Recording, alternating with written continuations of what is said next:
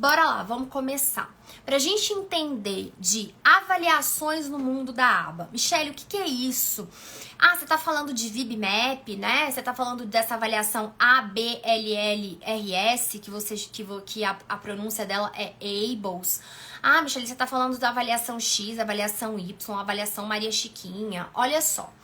Vamos entender as coisas, colocar elas nos seus devidos lugares pra gente ter clareza, tá? E pra você se libertar, ó, que é o que tá aqui, inclusive, na minha camiseta hoje, né? Liberte-se, né? Liberte-se dessas receitas de bolo, liberte-se dessas 50 mil avaliações, protocolos, currículos que as pessoas muitas vezes compram, fazem cursos e nem sabem para que usar, nem sabem como usar, nem utilizam na sua prática. Você fica acumulando um monte de curso e olha, gente, que eu vendo curso, tá? Tô falando isso pra vocês, mas eu sou uma pessoa que vende curso. Ah, mas você vende curso de VibMap, você tá falando isso? Sim, eu tô falando isso porque não adianta você vir fazer um curso que você não vai estudar, que você não vai aplicar aquilo na sua prática. E eu não quero esse tipo de aluno. Eu quero o aluno que vai estudar e o aluno que vai utilizar aquilo na prática dele. E às vezes ele não vai utilizar na prática dele, não é nem porque ele não estudou, não é isso. Mas é porque aquele protocolo não cabe, não casa dentro da prática dele, dentro da realidade dele. Então, não usa, não vai usar. Então, assim, eu tenho muito senso crítico, muito pé no chão com relação a isso, muito essa realidade. Então, olha só, vamos começar pelo nosso básico. Se a gente quer falar de avaliações dentro da aba, claro que sempre pensando na aplicabilidade para o autismo, que é o nosso mundo aqui, que esse perfil é sobre isso, olha só, vamos pensar primeiro no que é a aba. A aba é a sigla em inglês para, se a gente traduzir para o português, é o quê? Análise do comportamento aplicada. A aba, como a gente sempre fala, não é o quê? Não é um método. Então, não é o método aba, não é fazer o aba, não é o aba, é a aba de análise do comportamento aplicada.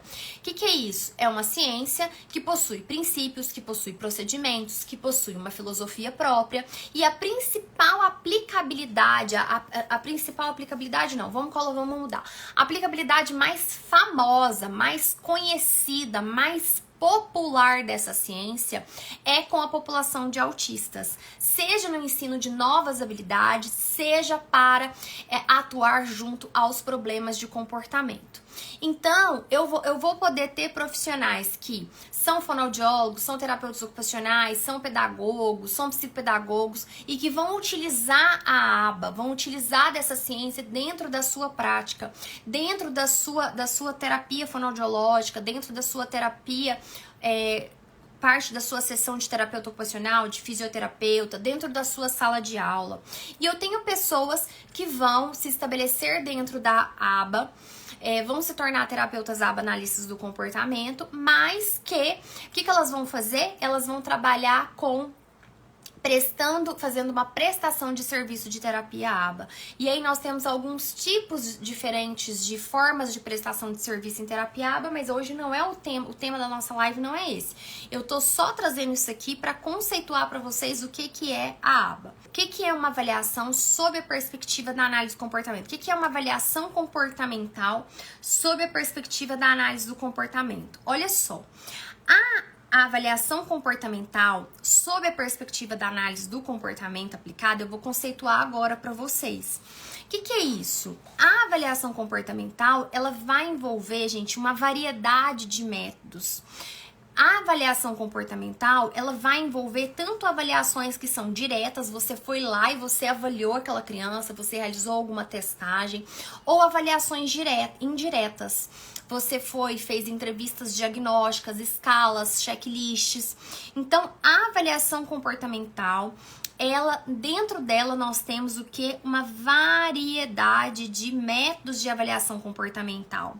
E vai incluir o quê? A observação direta, entrevista, checklist, teste. Tudo isso para quê? Com qual objetivo? Com qual enfoque?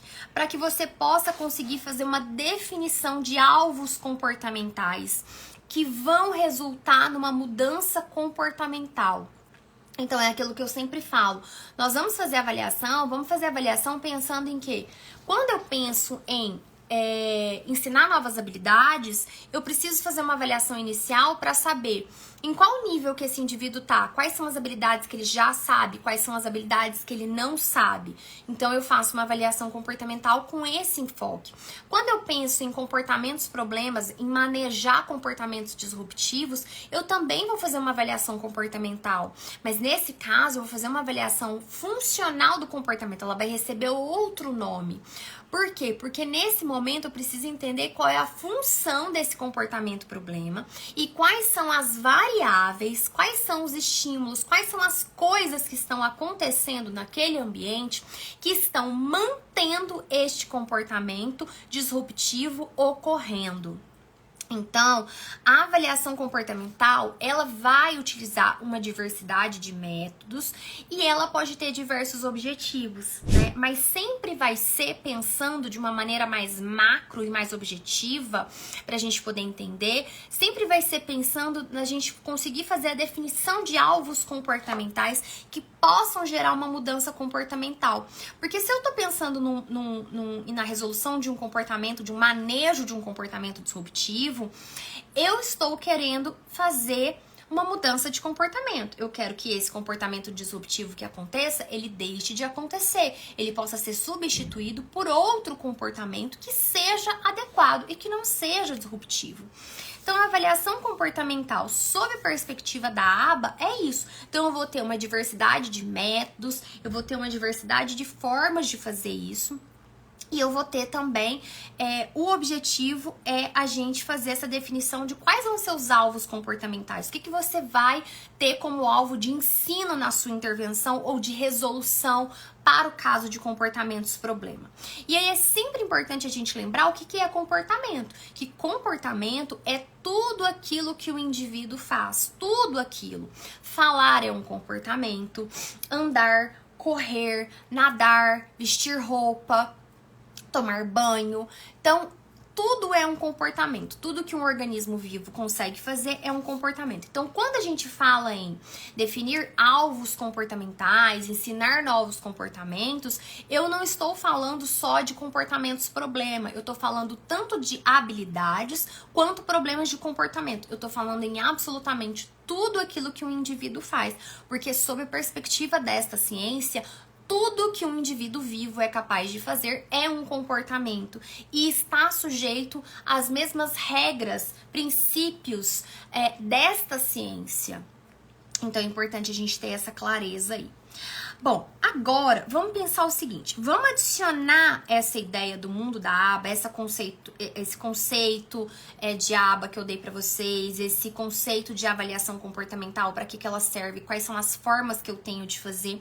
Vamos adicionar a isso agora o que acontece no mundo do autismo, né? Então vamos pensar na seara de avaliação no mundo do autismo, casando as questões do autismo juntamente com as questões da aba. Vamos fazer, então, essa junção destes dois mundos. A aba, que é uma ciência que vai muito além do autismo. A aba não é só uma terapia para o autismo, não. É uma ciência, essa ciência ela tem diversas aplicações com diversas populações. O que acontece é que, com o boom de autismo, acabou que essa ciência ela ficou num lugar de destaque devido à sua forte evidência científica no tratamento desta população. É isso. Mas ela já existia. As pessoas que estudavam isso nem pensavam nessa aplicabilidade dela com os autistas, isso só foi ocorrer depois, né? E etc. Mas ok. Vamos voltar aqui para pensar em avaliação sobre a seara, avaliação, pegando o mundo do autismo e pegando o mundo da aba.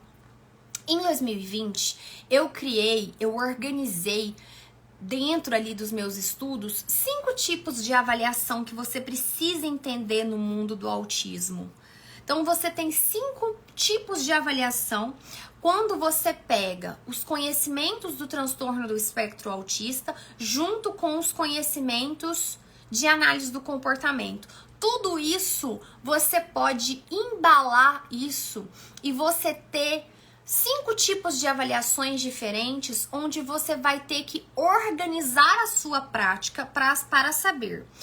Vou realizar esses 5 tipos diferentes de avaliações ou não? Não vou realizar esses 5 tipos diferentes de avaliação porque não são da minha competência, não é com o que eu trabalho. Ok, tá tudo bem, mas você precisa ter essa clareza pra você, porque se você não tem essa clareza pra você, você não consegue organizar a sua prática, você não consegue passar para os pais o que você faz, o que você não faz. Isso é muito importante para que possa se ter uma confiança nessa relação entre terapeutas e familiares. E olha só, então, eu vou falar pra você 5 tipos de avaliações que você tem dentro do autismo e nos baseando no que a gente tem de realidade no mundo do autismo e nos baseando sobre a perspectiva da análise do comportamento aplicado. O primeiro tipo de avaliação que nós temos, gente, são as avaliações de triagem.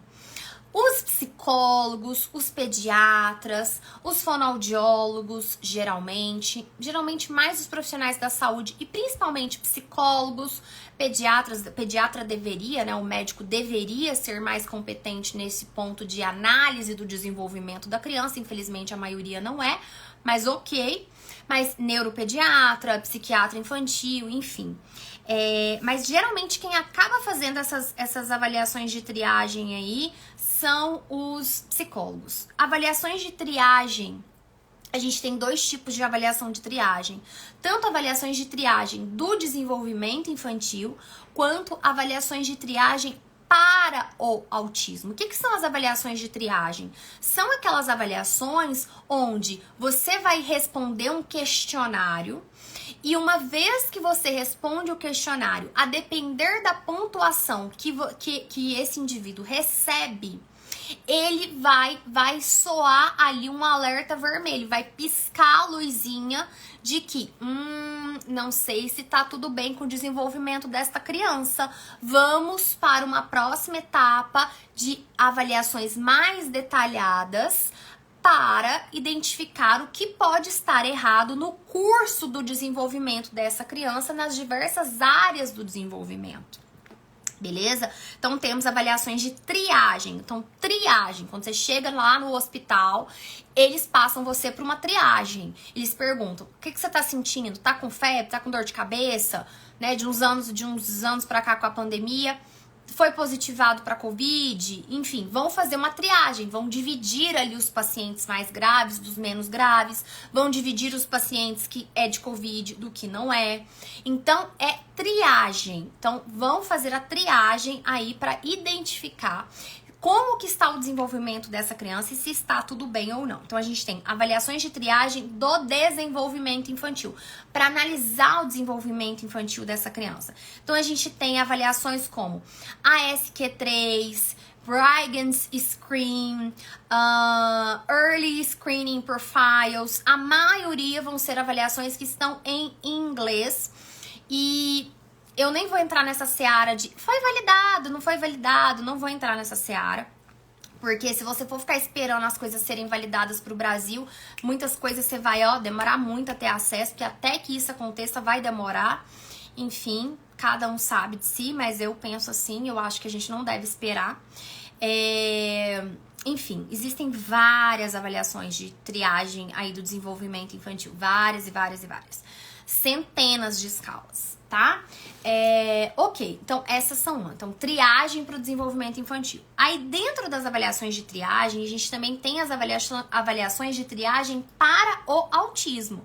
Então, avaliações que são específicas para o autismo.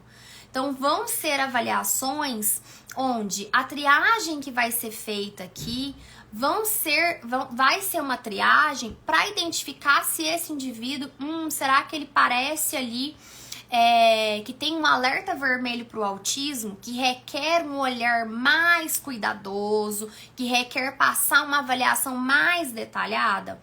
Então, temos as triagens específicas para o autismo, que inclusive, segundo a Associação Americana de Pediatria, Essas avaliações de triagem para o autismo deveriam ser obrigatórias nos consultórios dos pediatras. Isso são as guidelines que se chamam, as diretrizes de boas práticas feitas pela Associação Americana de Pediatria, que aos 9, aos 18, e se não me falha a memória agora, aos 30 meses, deveria-se ser obrigatório realizar no consultório do pediatra essas triagens para o autismo. Fazer já essa triagem para ver se tem algum alerta vermelho nessa pontuação ou não, se tá tudo bem.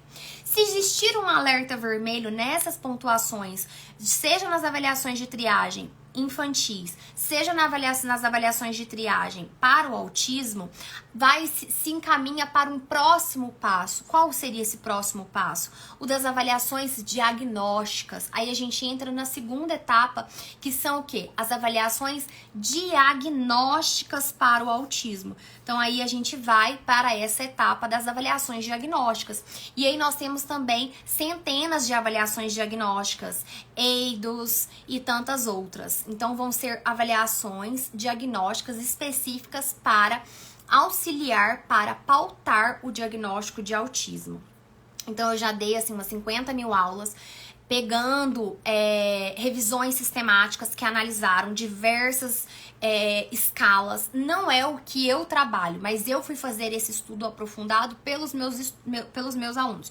Mas não é o que eu trabalho. Eu não trabalho com avaliação de triagem, nem com avaliação diagnóstica, até porque não é muito da seara de um analista do comportamento, de um terapeuta ABA ali, mais que o foco da prática dele é a análise do comportamento, realizar essas avaliações de triagem e essas avaliações diagnósticas. Até porque muitas dessas avaliações, elas precisam ser realizadas por profissionais de uma área específica. Algumas existem limitações para psicólogos, outras vão existir limitações para profissionais da saúde.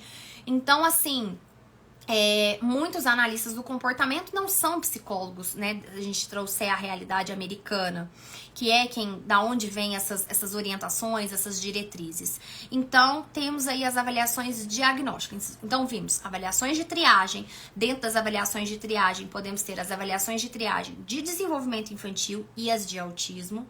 Segundo tipo de avaliação, avaliações diagnósticas. Então, teve alerta vermelho na triagem, vai para avaliação diagnóstica.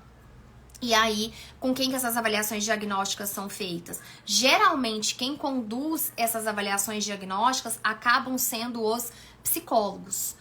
Mas outros profissionais também podem. Tem que ver cada avaliação, cada escala, qual é a orientação e qual é a norma que eles fizeram.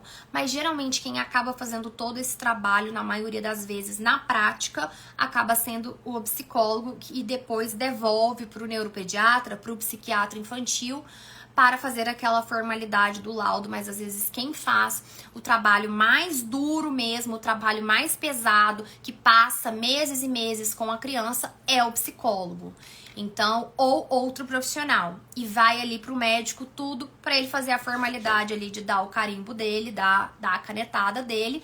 Mas quem faz muitas vezes esse trabalho duro e que não é reconhecido muitas vezes é o profissional da clínica, é o psicólogo, é o fonoaudiólogo, enfim, são esses profissionais que utilizam essas avaliações. Então a gente precisa valorizar esses profissionais, que muitas vezes vão ter o maior conhecimento daquele indivíduo, ao invés do médico que vai passar 30 minutos, 40, 1 hora dentro da consulta. Então, fiquem atentos a isso, um ponto. Agora, entrando dentro da seara da análise do comportamento mesmo e do mundo do autismo, uma terceira forma de avaliação que eu coloquei dentro dessa minha classificação que eu fiz aqui para fins didáticos são as avaliações de reforçadores. Então, um analista do comportamento, um terapeuta ABA, ou mesmo quem não seja, mas que faça uso da ciência dentro da sua prática, uma avaliação muito importante de você realizar logo que você recebe uma criança na sua prática, são as avaliações de reforçadores.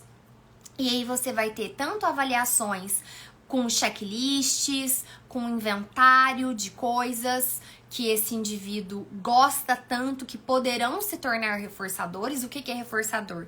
É tudo aquilo que é concedido após a emissão de um comportamento que vai aumentar a probabilidade daquele comportamento ocorrer de novo. Então, o reforçador, ele é muito mais do que algo que eu gosto muito, mas é algo que vai me fazer que uma vez que eu tenha acesso, que eu receba, eu vá me comportar daquela maneira novamente no futuro.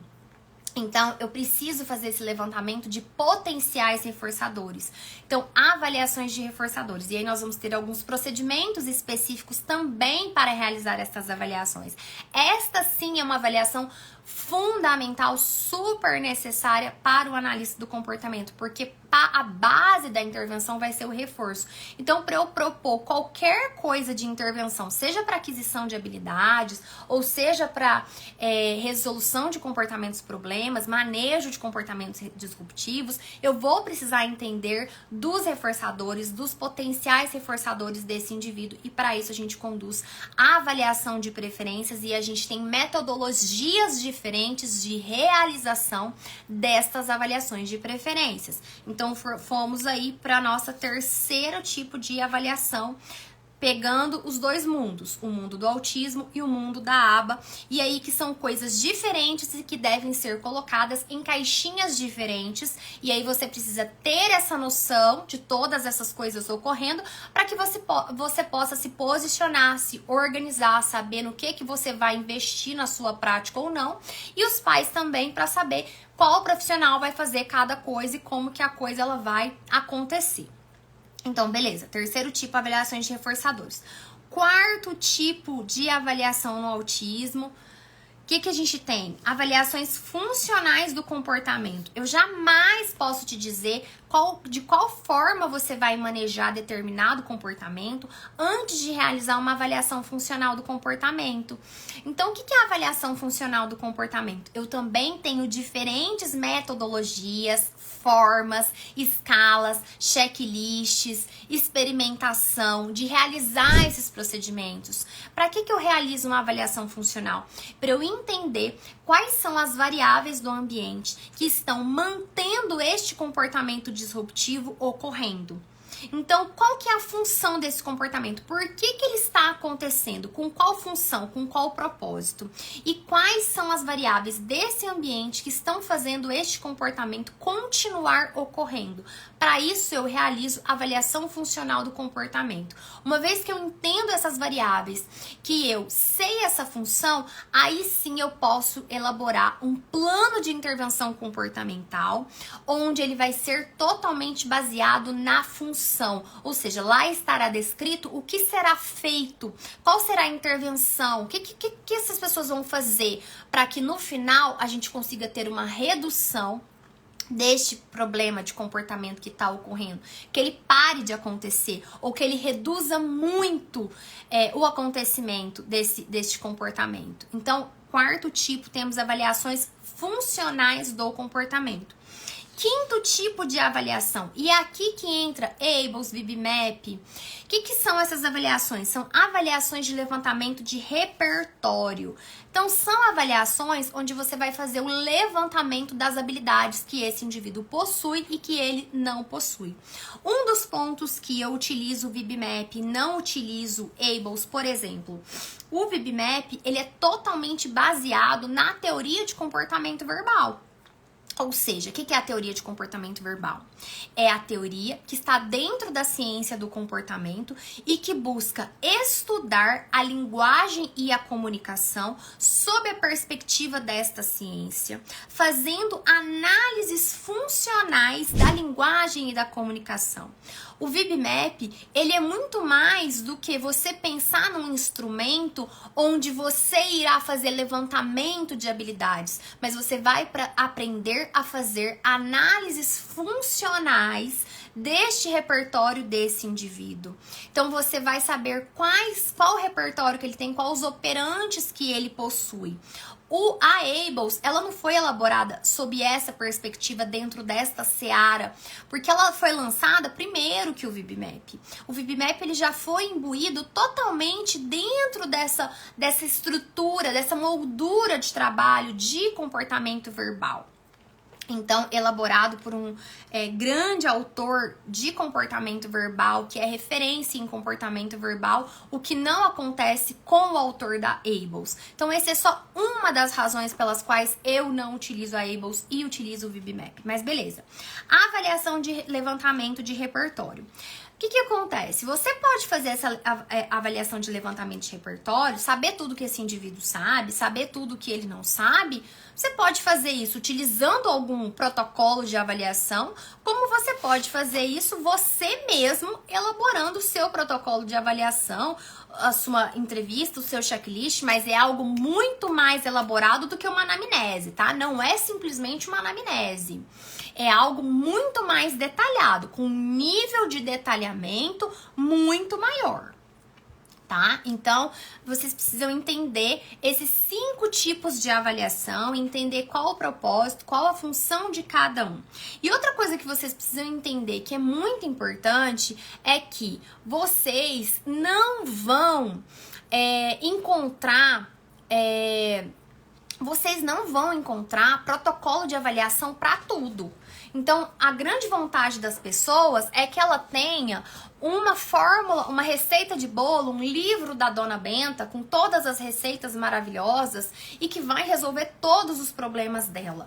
Não, você é um profissional, você tem que aprender a pensar, você tem que aprender a fazer análises funcionais daquele comportamento, entender quais são as variáveis que são importantes para a ocorrência e para a emissão daquele comportamento. Então, não vai existir protocolo de avaliação para tudo. Não vai, não irá. As pessoas acham assim, primeiro eu vou fazer o VibMap, depois eu vou fazer a ABLES, porque na ABLES existem avaliações, existem pontos que são mais avançados do que o VibMap. Não, errado. O que a ABLES faz é dividir essas habilidades em pedaços maiores. Mas em termos de tipos de habilidade, não é uma depois a outra. Não, está errado. E outra coisa, outro problema que as pessoas têm muito também, esse negócio de ficar comprando material, querendo coisa pronta, querendo ter kit de fazer coisa, kitzinho de VibMap, kitzinho daquilo, sem nem saber o que significa um instrumento. Você vai gastar seu dinheiro à toa, você vai jogar ele no ralo, porque é como jogar pérolas aos porcos. Ele não sabe o que é aquilo. Vocês me desculpam, mas não sabe. Então, assim, primeiro você tem que entender o propósito daquilo, para que aquilo serve, como que você vai utilizar aquilo, qual que é a aplicabilidade disso. E antes que alguém fale, gente, eu não tô chamando ninguém de porco, tô usando essa metáfora. Jogar pérola é como jogar pérolas aos porcos, né? Esse ditado que existe, tá? Então, assim, só pra vocês, não antes que os mimizentos, né, comecem, a gente já entender disso, ser adulto e entender as coisas, porque faz besteira mesmo, tá fazendo besteira mesmo, não sabe. E muitas vezes estão fazendo besteira e não sabe, porque vocês estão seguindo gente que não sabe e gente que tá colocando mais besteira e mais coisas aí. E aí acontece isso e quem sofre são as famílias e os autistas que são colocados nessa situação, infelizmente. Né? Falo isso como mãe, que eu já passei por isso. Então, outra coisa que vocês também têm que entender é que uma coisa é currículo, outra coisa é protocolo de avaliação, são coisas diferentes. Currículo é uma coisa, protocolo de avaliação é outra. Outro currículo que ficou muito popular no Brasil, PEAK, P-E-A-K.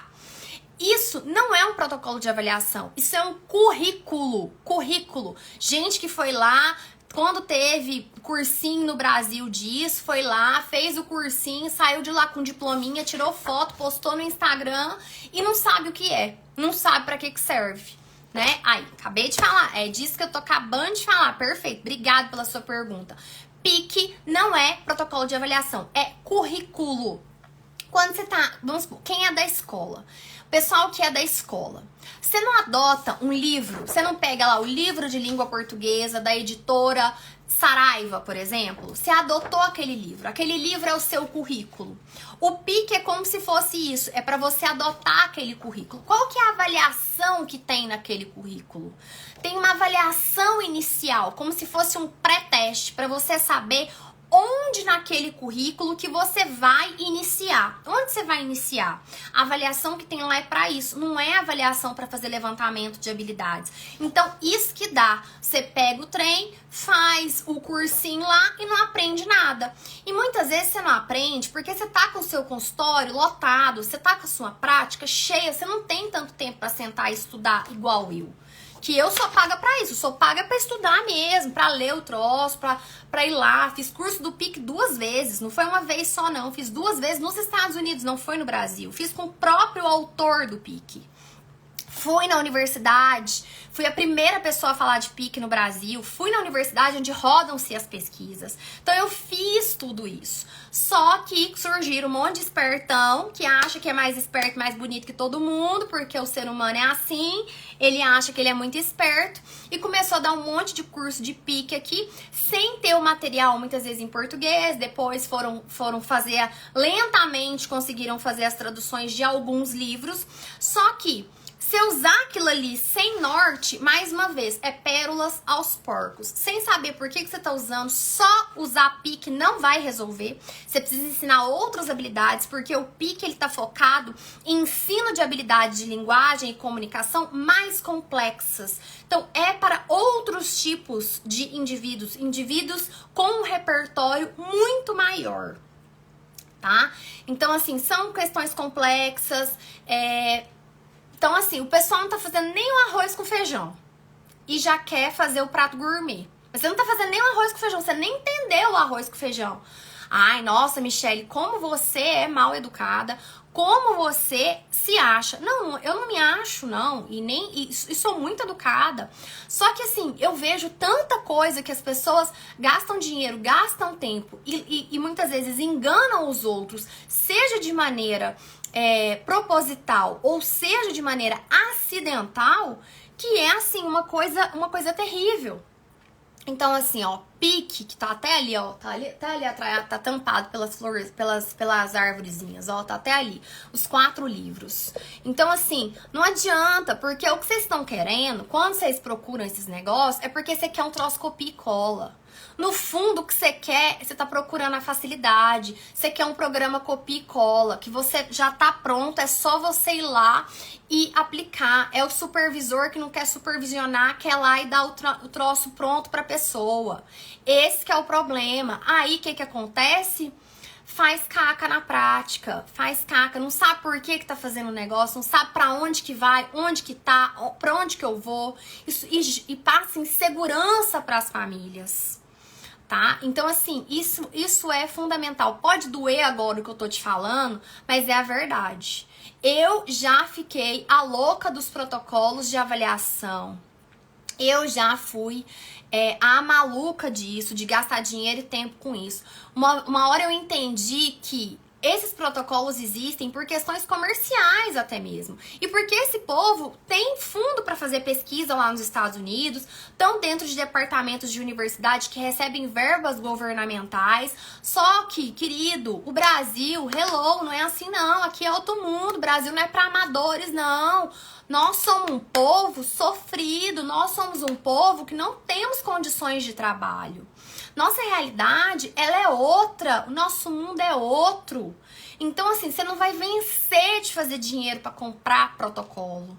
Se você não aprender a raciocinar e criar os seus próprios instrumentos de trabalho, claro que ter alguns, se você puder, se eles couberem na sua prática. Porque, por exemplo, se você só atende adolescente que se comunica muito bem, ou crianças de 8, 9, 10 anos, mas que se comunicam muito bem, que têm um bom repertório de linguagem e comunicação, por que você vai usar VibMap? Para que você vai aprender sobre VibMap? Não tem necessidade. Mas você precisa aprender, vai te ajudar a se aprender sobre teoria de comportamento verbal, sobre análise do comportamento aplicada. Beleza? Isso sim. Sobre questões mais complexas da linguagem e da comunicação sob a perspectiva da análise do comportamento aplicada. Ok, maravilha, beleza.